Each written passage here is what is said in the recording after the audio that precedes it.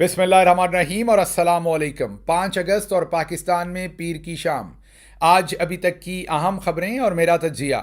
सबसे पहले याद दहानी कि सोशल मीडिया फायरवॉल को नाकाम बनाने के लिए इस चैनल को सब्सक्राइब कीजिए अगर अभी तक नहीं किया। व्लॉग देखने के बाद इसे लाइक कीजिए, कमेंट कीजिए और हो सके तो इसके लिंक को व्हाट्सएप और दूसरे सोशल मीडिया पर शेयर कीजिए। अब आते हैं आज की खबरों की तरफ। आज की जो पहली खबर आपके सामने रखनी है वो ब्रेकिंग न्यूज़ है, वो टॉप स्टोरी है और वो है बांग्लादेश के बारे में। बांग्लादेशी वज़ीर आज़म शेख हसीना वाजिद का 16 साला इक़्तिदार, जी हाँ, फस्तायत का और जुल्म का, जबर का 16 साला इक़्तिदार ख़त्म हुआ और उन्हें मुल्क से भागना पड़ा। इस्तीफ़ा देने के बाद 45 मिनट का वक्त दिया था उन्हें वहाँ की फ़ौज ने मुल्क से भागने के लिए और हसीना वाजिद साहबा ने 45 मिनट के अंदर अंदर इस्तीफ़ा देकर वो मुल्क से भाग गई। अवामी इनकलाब आ चुका है, इस टाइम अवाम हर जगह पर है। उनके इस्तीफ़े की खबरों के साथ ही जैसे ही वो मुल्क से भागी, उनकी रहाइशगाह पर अवाम ने कब्ज़ा कर लिया। बिल्कुल वैसे ही जो मनाजर आपने चंद महीने या साल पहले श्रीलंका में देखे थे और उसके साथ साथ आपने वैसे ही मनाजर कुछ दिन पहले कीनिया में देखे थे और भी मुल्कों में आप ऐसे मनाजर देख चुके हैं कि जो अवान इक़्तिदार था उस पर अवाम ने कब्ज़ा कर लिया। हर बिल्डिंग के अंदर तकरीबन इस टाइम अवाम पहुंच चुकी है। खुसूसी तौर पर जो शेख हसीना वाजिद की रहाइशगाह थी उसमें अब आप हर तरफ आवाम देख सकते हैं। कुछ हम वीडियोस तस्वीर आपको दिखाने की कोशिश करेंगे। यहाँ पर आप देख सकते हैं कि अभी वहाँ पर गरम गरम खाना पका हुआ था। जो महल था, शाही महल था, जिसके अंदर शेख हसीना वाजिद जो थी वो रहाइश पजीर थी या प्राइम मिनिस्टर की रेजिडेंस आप कह लीजिए, वहाँ गरम और ताज़ा खाना पका हुआ था, जो पुरतकल्लफ खाना था, उसको अब वहाँ आवाम घुसकर खा रही है। शेख हसीना वाजिद का जो बेडरूम है उसके अंदर आपको नजर, वो उनका अपना बेडरूम है या गेस्ट बेड है, बहरहाल उनकी रहाइश गाह के अंदर जो बेडरूम है उसके ऊपर आवाम लेटी हुई अपने मोबाइल के ऊपर टिकटॉक देख रही है, वीडियोस बना रही है। तमाम अवामी रेला जो है वो उनके उस घर के अंदर पहुंच चुका है। ये सब क्या हुआ है, कैसे हुआ है, इसकी पाकिस्तान के साथ क्या मुमासलत है, पाकिस्तान का मीडिया आज आपको क्या बताने की कोशिश करेगा, आपके लिए इस सारे मामले में जानना क्या ज़रूरी है, ये सब कुछ हम आपके सामने अगले चंद मिनट में रखते हैं। इसका पहले बैकग्राउंड आपको दे दें। 2008 में जो बांग्लादेशी वज़ीर आज़म शेख हसीना वाजिद हैं वो इलेक्शन जीत कर, पहले भी वो वज़ीर आज़म बनी थी, लेकिन 2008 के बाद वो जो नई उन्होंने हुकूमत शुरू की वो उनका एक नया ही रूप था, नया ही चेहरा था। वो एक डिक्टेटर बन गई। 2008 में जब उन्होंने हुकूमत जीती, हुकूमत बनाई, उसके बाद उन्होंने मुखालफिन को फांसियाँ देना शुरू की, मुखालफिन को कैद करना शुरू किया। 20,000, जी हाँ, जैसे पाकिस्तान में 9 मई में आपने देखा कि उसका बहाना बनाकर 13 से 14,000 लोगों को जो है वो गिरफ्तार किया गया। बांग्लादेश में 20,000 सियासी मुखालफिन को गिरफ्तार किया गया, बहुत सारों को फांसियाँ दी गई। बहुत जुल्म सितम इस सारे वक्त में शेख हसीना वाजिद ने किया और पूरी की पूरी वो एक फाशिस्ट जो है वो डिक्टेटर बनी हुई थी, एक आमर बनी हुई थी। आप ऐसे ही समझिए कि वो मार्शाल्लाह एडमिनिस्ट्रेटर ही बनी हुई थी, जैसे किसी ज़माने में हमारे चौधरी साहब और भुट्टो साहब ने मिलकर जो फस्तायत की थी पाकिस्तान में, उसी से मिलती जुलती फस्तायत, बल्कि उससे भी 2 हाथ आगे बांग्लादेशी वज़ीर आज़म शेख हसीना वाजिद, अब से थोड़ी देर पहले तक वाली वज़ीर आज़म शेख हसीना वाजिद ने ये सब कुछ किया। अब इसमें जो अहम चीज़ें हैं वो आपके सामने रखेंगे। और अहम चीज़ें क्या हैं इसमें सबसे अहम चीज़ तो ये कि 2008 में उन्होंने इलेक्शन जीता, मैंने जैसे कहा, हुकूमत बनाई, डिक्टेटर बनी। 2014 का जो इलेक्शन था उसमें उन्होंने दबा कर धांधली की और धांधली से वो इलेक्शन जीता। 2018 में फिर इलेक्शन आया और इस सारे ज़माने में वो अपने मुखालफिन पर जुल्म करती रहीं, झूठे जाली मुकदमात, किसी को फांसी, किसी को जेल में। मैंने आपको बताया कि 20,000 लोगों को जेल में डाला। उसके बाद अगला इलेक्शन आता है 2018 का, उसके अंदर वो दोबारा उन्होंने दबाकर धांधली का मंसूबा बनाया, जिस पर बीएनपी जो वहाँ पर अपोजिशन जमात थी उन्होंने उसका बाइकआउट कर दिया। लेकिन वो आराम से मसनदे इक़्तिदार पर बैठ गई, उन्हें कोई परवाह नहीं की, बाइकआउट की उन्होंने। जो एक बहुत मकबूल अवामी ताकत थी दूसरी तरफ अपोजिशन, उनको उन्होंने कहा कि हम आपको समझते नहीं, आप तो डन एंड डस्टेड हैं। जैसे पाकिस्तान में इमरान खान और उनकी पार्टी और पाकिस्तान तहरीक इंसाफ और 90% अवाम को डन एंड डस्टेड कहा जाता है, बिल्कुल वही तरीका, वही करतूत वहाँ अपनाई गई। और 2018 में उनके बाइकआउट के बावजूद उनको साइड पे किया गया। फिर 2024 का इलेक्शन आया। 2024 के इलेक्शन में शेख हसीना वाजिद ने बिल्कुल वही किया जो हमारे यहाँ 2024 के इलेक्शन में किया गया। मीन मुखालफिन को इलेक्शन लड़ने ही नहीं दिया गया, उनसे उनके कागजात नामजदगी छीन लिए गए, झूठे मुकदमात बनाए गए, उनके ऊपर जुल्म और सितम किया गया। मतलब यकतरफा इलेक्शन, लूट मार की गई, बिल्कुल उसी तरह जैसे 8 फरवरी 2024 में पाकिस्तान में की गई। और दोबारा से शेख हसीना वाजिद, एक बड़ी अपोजिशन पार्टी ने तो बाइकआउट कर दिया। उन्होंने इस सारे काम को देखते हुए जब देखा कि उन्हें फ्री एंड फेयर इलेक्शन नहीं मिल रहा, उनसे कागजात नामजदगी छीने जा रहे हैं, उनका बुरा हाल कर दिया गया, तो बड़ी एक पॉलिटिकल पार्टी ने तो इस सारे काम का वैसे ही बाइकआउट कर दिया। अब जो पॉलिटिकल पार्टीज रह गई मामले के अंदर, मैदान के अंदर बाकी छोटी मोटी, उनसे इन्होंने इलेक्शन छीन लिया और दोबारा मसनद इक़्तिदार पर बैठ गई। अब जब ये बैठी तो सबको लगता था कि अब शेख हसीना वाजिद को कोई नहीं हिला सकता, क्योंकि शेख हसीना वाजिद वहाँ की चौधरी निज़ामुद्दीन बन चुकी थी। पीछे उनको पूरी की पूरी इंडियन लॉबी की सपोर्ट थी, इंडियन गवर्नमेंट की सपोर्ट थी। उन्होंने बांग्लादेश के अंदर हर वो शख्स जो हिंदुस्तान के खिलाफ था या हसीना वाजिद के खिलाफ था, कोई भी डिसेंडिंग वॉइस थी, उसको उसने कुचल दिया। उसने इतनी पार इस्तेमाल की, उसने इतनी ताकत इस्तेमाल की कि लोग उसके वालिद शेख मुजीबुर रहमान, जिसे वो मसीहा, सेवियर और फाउंडिंग फादर कहते हैं, उससे भी नफरत करने लगे। और आज उसका इजहार भी लोगों ने किया, वो बाद में बताते हैं। भारत 2024 के इस इलेक्शन के बाद लग नहीं रहा था कि शेख हसीना वाजिद को किसी किस्म का खतरा है, जैसे आज पाकिस्तान में बैठी रजीम को नहीं लग रहा कि उन्हें किसी किस्म का खतरा है। फिर क्या हुआ, एक कोटे का सिस्टम शुरू हुआ। मीन कोटे पर जॉब देनी थी। शेख हसीना वाजिद अपने लॉयलिस्ट लोगों को कोटे पर जॉब देना चाहती थी, जिस पर जो स्टूडेंट्स थे उन्होंने एहतजाज करना शुरू किया। अब क्योंकि ताकत का नशा चढ़ा हुआ था, जैसे पाकिस्तान में आजकल जो डिसेंड करता है उसे उठा लो, मारो, अगवा करो, छितर परेड करो उसकी, जो हमारे यहाँ ताकत का नशा है, वही नशा उसको था। बजाय इसके कि इस सारे मामले को होश के साथ वो हैंडल करती, उनको क्योंकि 16 सालों के अंदर ताकत का इस्तेमाल करने की लत लग चुकी थी, उन्होंने इसको भी ताकत से कुचलने की कोशिश की। स्टूडेंट्स की ये तहरीक थी, स्टूडेंट्स को जो है वो गोलियां मारी गई। एक स्टूडेंट, जो बाद में आप सबको पता है, तस्वीर भी दिखाने की कोशिश करेंगे आपको, वो अपने बाजू खोले पुलिस के सामने एहतजाज कर रहा था, निहत्ता, बिल्कुल बगैर किसी हथियार के, बल्कि उसके हाथ में कोई पत्थर तक नहीं था, और उसको सीधी गोलियां मारकर जो है वो शहीद कर दिया गया, कत्ल कर दिया गया उस नौजवान को। और वो फिर रेजिस्टेंस की अलामत बना, पूरी की पूरी दुनिया में उसकी तस्वीर गई, और वहाँ से ये ट्रिगर हो गया सारा मामला, और कई फोल्ड ज़्यादा लोगों का जो रिएक्शन था वो सारे मामले में आना शुरू हो गया। शेख हसीना वाजिद ने होश के राखन नहीं लिए, यहाँ पर उसे रुक जाना चाहिए था, सोचना चाहिए था कि उसने अपोजिशन को कुचल दिया, उसने मीडिया कुचल दिया, उसने हर अपने खिलाफ उठने वाली आवाज़ को कुचल दिया, जैसे पाकिस्तान के अंदर आजकल कुचला जा रहा है। शेख हसीना वाजिद अगर यहाँ रुक जाती तो शायद बच जाती, लेकिन जब आपको ताकत का नशा चढ़ा होता है तो फिर आपको और कुछ समझ नहीं आता, आप हर चीज़ को ताकत के साथ दबाना चाहते हैं। वही काम शेख हसीना वाजिद ने कहा, और कत्लो गारत की, और यहाँ तक मामलात पहुँचा दिए कि हज़ारों लोग उसमें ज़ख्मी हुए, और 300 से ज़्यादा तो पिछले चंद दिन के अंदर उनको कत्ल कर दिया गया।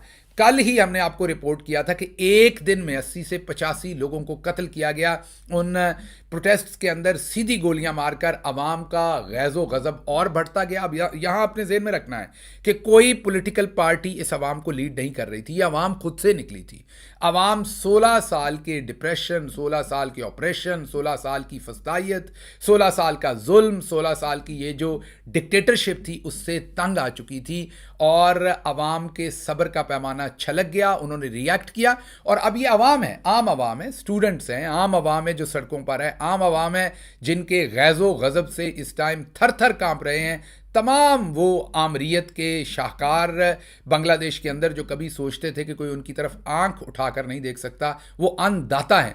और उसके बाद क्या हुआ कि ये जब 80-85 लोगों को कत्ल करवा दिया, अगले दिन जाहिर है रेस्टलेसनेस बढ़ी।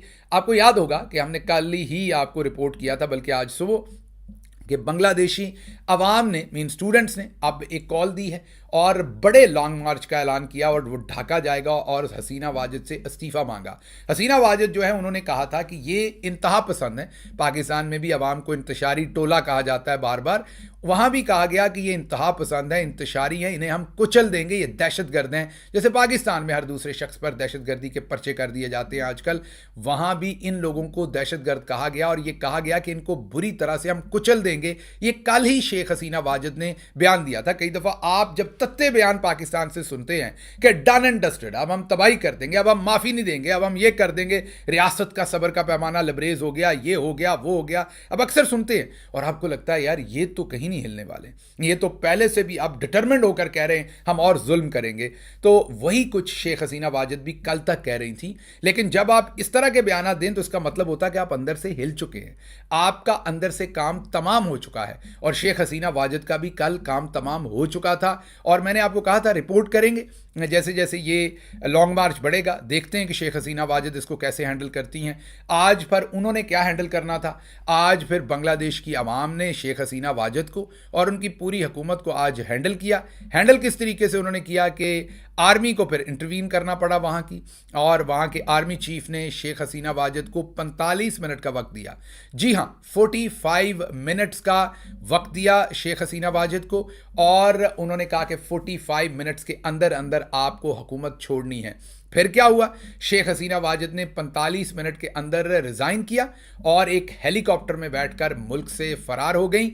और फ़रार कहाँ हुई उसके लिए मुतज़ाद इतलात थी, लेकिन अब ब्लूमबर्ग की स्टोरी है जिससे ये पता चलता है कि वो अब बरतानिया तशरीफ़ लेके जा रही हैं, लेकिन उनको जो जाने का सेफ एग्जिट है, जाहिर है वो अब जो बांग्लादेश के अंदर हालात हैं, वो एयरपोर्ट तो जा नहीं सकती थी और ना ही एयरपोर्ट से कोई फ़्लाइट ले सकती थी। वो एक हेलीकॉप्टर में बैठकर वहाँ से फ़रार हुई हैं और हिंदुस्तान गई हैं। हिंदुस्तान उन्हें वहाँ से सेफ पैसेज देगा और हिंदुस्तान से वो बरतानिया पहुँचेंगी और फिर वहाँ पर बैठ के अपने ज़ख्म चाटेंगी, क्योंकि जो कुछ उन्होंने 16 साल में बांग्लादेशी अवाम के साथ किया है उनको बांग्लादेशी अवाम बहुत जल्द माफ़ नहीं करने वाली। अब ये तो आपको रिपोर्ट किया जो कुछ आज हुआ कि जैसे ही उन्होंने रिज़ाइन किया वहाँ से भागी, फ़रार हुई हिंदुस्तान के लिए और हिंदुस्तान से आगे वो इंग्लिस्तान जाएंगी।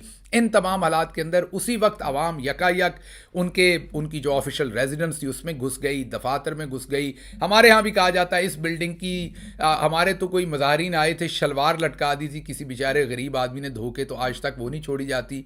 दूसरी तरफ जनाह हाउस बना दिया गया, लेकिन वहाँ पर आवाम बिल्डिंग्स के ऊपर चढ़ी, वहाँ पर झंडे लहराए और उन बिल्डिंग्स को असल में तकरीम बख्शी, क्योंकि आवाम जब किसी बिल्डिंग की ओनरशिप ले लेती है और उसके ऊपर चढ़ जाती है और कौमी परचम लहरा देती है, तो असल में उस बिल्डिंग की हुर्मत में फिर अजाफा ही होता है, क्योंकि फिर जमहूरियत आती है। यही इनकलाब होता है जब अवाम अपने हकूक लेती है एहतजाज के साथ, जाने देकर, जानों का नजराना पेश करके अवाम जब अपने खोए हुए तमाम हकूक जब वापस छीनती है। अब पाकिस्तान में आपको क्या बताया जा रहा है, अब पाकिस्तान में बार बार बताया जा रहा है कि भारत नवाज हुकूमत को हटा दिया गया। भारत मतलब ऐसी डिपिक्शन दी जा रही है कि शेख हसीना वाजिद जो है उसकी हुकूमत इसलिए गिरी कि वो भारत नवाज है। ऐसा नहीं है, हमसे बड़ा इस टाइम भारत नवाज कौन सा है। भारत ने बयान दिया है कि उसने 20 लोग हमारे घर के अंदर घुसकर जो है उनको कत्ल कर दिया, हमने उसको कोई जवाब नहीं दिया। हम कश्मीर में 2019 के बाद जो कुछ हुआ, इमरान खान ने कहा था कि ट्रेड करना है तो पहले कश्मीर के हालात नॉर्मल करो। हमारे आज के foreign minister, deputy prime minister कहते हैं हमने तो ट्रेड करना है हिंदुस्तान के साथ। हम हिंदुस्तान की जिस तरह की लाइन ले रहे हैं और हिंदुस्तान के साथ जिस तरह से जुड़े हुए हैं और पूरी दुनिया के अंदर हिंदुस्तान की फॉरेन पॉलिसी को स्पेस दे रहे हैं, उसकी ऑलमोस्ट बी टीम बनकर खेल रहे हैं। हमारे आपको याद होगा कि हामिद मीर और नसीम ज़ारा साहबा ने कौमी टेलीविजन पर बैठ के, नेशनल टेलीविजन पर बैठकर ये ऐलान फरमाया कि जनरल बाजवा ने उन्हें कहा था कि हम टैंकों में तेल नहीं है, हम लड़ाई नहीं लड़ सकते, हमने सुलह करनी है। और बकौल इन्हीं जर्नलिस्टों के कश्मीर का वो सौदा कर गए हुए हैं, कश्मीर के ऊपर वो कंप्रोमाइज़ कर गए हुए हैं और कश्मीर की अब हम बात कहीं पर नहीं करना चाहते। तो हमसे बड़ा भारत नवाज इस टाइम कौन है? तो अगर शेख हसीना वाजिद की आप बात करें तो उसकी हुकूमत इसलिए नहीं गई कि वो भारत नवाज है, उसकी हुकूमत इसलिए गई कि उसने फस्तायत की, उसने लोगों के ऊपर जबर किया, जुल्म किया, वो जुल्म के साथ हुकूमत रखना चाहती थी। और आज उनके वालिद का मुजस्मा भी तोड़ा गया। जी हाँ, वही शेख मुजीबुर रहमान जो कौम के फादर थे, फाउंडिंग फादर थे, जिसको कौम पूरी कौम इज्जत करती थी, उसी शेख मुजीबुर रहमान के मुजस्मे को आज तोड़ दिया गया। मतलब कि अवाम हमेशा मोहब्बत तब करती है जब आप अवामी राय का एहतराम करते हैं। जब आप अवामी राय का एहतराम नहीं करते तो वही अवाम आपसे फिर मोहब्बत की बजाय नफरत करना शुरू कर देती है। उसी शेख मुजीबुर रहमान जिसे बाबा कौम कहते थे लोग, वालहाना मोहब्बत करते थे, उसी शेख मुजीबुर रहमान के मुजस्मे पर चढ़कर वो उसे तोड़ रहे थे, क्योंकि उनकी बेटी ने जुल्म व जबर करके लोगों से नफरत कमाई थी। बिल्कुल उसी तरह जैसे पाकिस्तान के अंदर आज नफरत कमाई जा रही है और जुल्म व जबर किया जा रहा है। तो हमारे लिए हमारा पूरा मीडिया आपको बता रहा है शेख मुजीब का मुजस्मा तोड़ दिया, मुजस्मा तोड़ दिया, मुजस्मा तोड़ दिया, इसके ऊपर फोकस है। भारत नवाज नहीं, फोकस इस चीज के ऊपर होना चाहिए कि फस्तायत की वजह से ये सब कुछ हुआ, जुल्म की वजह से ये सब कुछ हुआ, जबर की वजह से ये सब कुछ हुआ। शेख हसीना वाजिद ने अपनी हुकूमत इसलिए लूज की कि उसने अवाम का एहतराम नहीं किया, अवाम को इज्जत नहीं दी। वही अवाम जिसने कल तक शेख मुजीबुर रहमान को एहतराम दिया था, शेख हसीना वाजिद को एहतराम दिया था, उसको अपनी वजीर आजम बनाया था, वो एक डिक्टेटर बन गई। इलेक्शन लूटे, जैसे 8 फरवरी के इलेक्शन लूटे गए, अपने मुखालफिन को जेलों में डाला, फांसियां दी जैसे पाकिस्तान में मुखालफिन को जेलों में डाला गया, कत्ल किया गया। इसी तरीके से इलेक्शन चोरी किए गए, अपोजिशन से नॉमिनेशन छीने गए, अवाम को सीधी गोलियां मारी गई। बिल्कुल पाकिस्तान में इसी तरह के हालात आज हमें देखने को मिल रहे हैं। फर्क सिर्फ इतना है कि बांग्लादेश में अवाम बाहर निकल आई, बगैर किसी लीडर के निकल आई। पाकिस्तान में अभी तक अवाम बाहर नहीं निकली। एक दिन पाकिस्तान में भी आना है जिस दिन अवाम फिर पुरअमन तरीके से निकलेगी। उन्हें भले गोलियां लगें, लेकिन वो पुरअमन तरीके से आप देखेंगे कि अवाम अपना जमहूरी हक लेकर रहेगी। ये लावा पक रहा था बांग्लादेश में, 16 साल लगे इस लावे को, लेकिन आखिरकार ये फटा है और ये हर जगह पर फटता है। कहीं 5 साल लगेंगे, कहीं 10, कहीं 16, कहीं 20। आप में से अक्सर लोग सवाल पूछते हैं कितनी देर लगेगी, उसका जवाब बांग्लादेश में कभी कभी 16 साल भी लगते हैं। जितनी देर भी लगे आपको इंतजार करना पड़ेगा। लेकिन ये आपको मैं बता दूं कि फस्तायत का नतीजा और अंजाम जो है वही होता है जो बांग्लादेश में है। तो बजाय इसके कि हमारे लफाफा सहाफ़ी शेख मुजीबुर रहमान के मुजस्मे टूटने को और भारत नवाज हुकूमत कह के अपने गिरेबान में मुंह ना डालें और पाकिस्तान में जो हो रहा है उससे अपनी आंखें चुराएं, तो वो तो ज़रूर है कि वो भारत नवाज भी थीं और वाकई शेख मुजीब का मुजस्मा भी टूटा। लेकिन असल वजह यह कि ये सब कुछ क्यों हुआ और उससे सबक हासिल करें, क्योंकि आज हम भी उसी तरह से भारत नवाज हुए हैं और करतूतें भी हमारी शेख हसीना वाजिद वाली हैं, जुल्म की, फस्तायत की। तो फिर अंजाम भी हमारा शेख हसीना वाजिद जैसा ही होना है। आज DG साहब की प्रेस कॉन्फ्रेंस भी थी, बड़ी दबंग प्रेस कॉन्फ्रेंस उन्होंने की है। मतलब कि उन्होंने बिल्कुल वही किया है जो शेख हसीना वाजिद साहबा ने 2 दिन पहले किया था, वही ऐलानात हैं उस तरफ से भी, और उसके ऊपर हम डिटेल से कल का वीलॉग करेंगे सुबह का। लेकिन फिलहाल यहां से इतना ही। मैं आपको सिर्फ बताना चाहता था कि बांग्लादेशी अवाम ने आज रिस्पॉन्ड किया है, तगड़ा रिस्पॉन्ड किया है। अब देखते हैं कि आगे होता क्या है बांग्लादेश के अंदर। अब एक कौमी हुकूमत बनेगी, मार्शल लगाने का ऐलान उन्होंने नहीं किया। हो सकता है वहाँ की फ़ौज इसको सीज़ करने की कोशिश करे, इस अपॉर्चुनिटी को, और मार्शल लगाए, लेकिन उम्मीद करेंगे कि ऐसा ना हो। लेकिन बहरहाल जो भी हुआ हम आपके सामने रिपोर्ट करेंगे। फिलहाल मुझे यहाँ से दीजिए इजाज़त। अल्लाह आपका हामी नासिर हो। पाकिस्तान जिंदाबाद।